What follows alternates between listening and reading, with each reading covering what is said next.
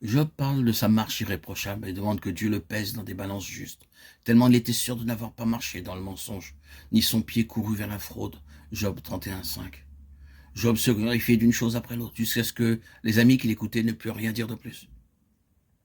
Ces trois hommes cessèrent de répondre à Job, parce qu'ils se regardaient comme justes. L'Écriture, fidèle, ajoute la vérité réelle sur l'homme juste. Il se justifiait lui-même plutôt que Dieu. 32,2.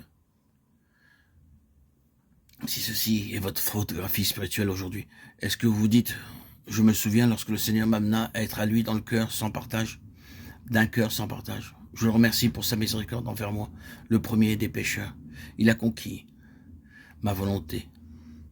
Et dans l'épreuve, j'ai pu dire, sans hésitation, l'Éternel a donné, l'Éternel a ôté, que le nom de l'Éternel soit béni.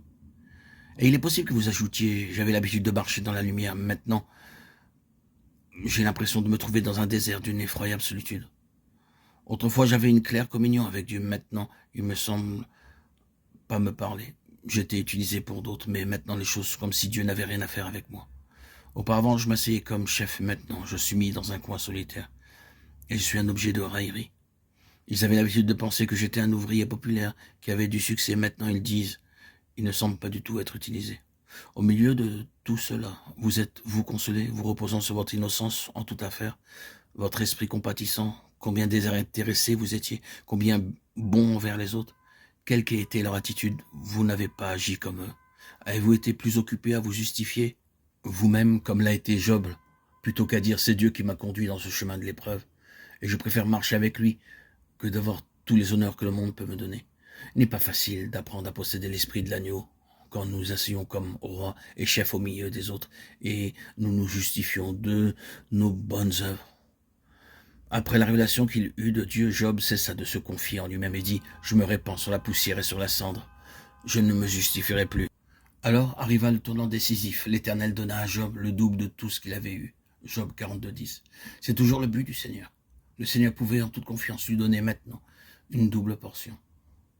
Le Seigneur voudrait nous dire aujourd'hui, mon enfant, je ne me complais pas à te déposséder, mais je ne veux pas que tu dises mon.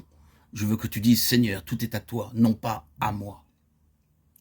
Je veux que tu apprennes à vivre, non pas en toi-même, mais en moi, et à saisir toutes choses en moi seulement.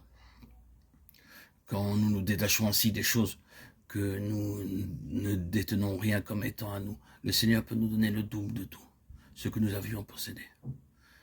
Le double de tout donné à Job nous suggère la portion du premier-né. Le premier-né recevra toujours la double portion. Deutéronome 21,17. Dans le domaine spirituel, Jésus fut le premier-né d'entre les morts. Nous sommes unis à lui en tant que le premier-né est amené à partager sa portion, la double portion de l'esprit.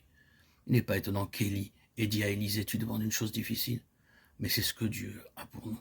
Si nous sommes disposés à lui permettre de nous conduire directement à travers le chemin du Jourdain, dans la vie en Christ, de l'autre côté, où il peut épancher sur nous sa richesse avec une plus grande assurance, car nous aurons appris que rien ne nous appartient, mais que tout est à lui, et que nous n'avons rien indépendamment de lui.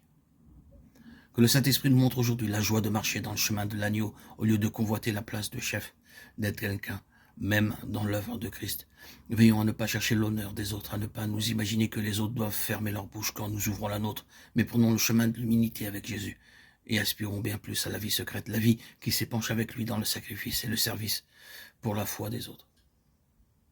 Quelle est l'attitude de notre volonté aujourd'hui?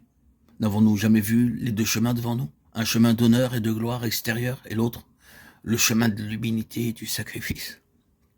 Lequel avons-nous choisi? Seul le Seigneur peut produire en nous le désir réel de suivre l'agneau, alors qu'il nous montre la beauté de l'esprit de l'agneau Jésus, et nous révèle la laideur de l'autre vie, celle de la propre gloire.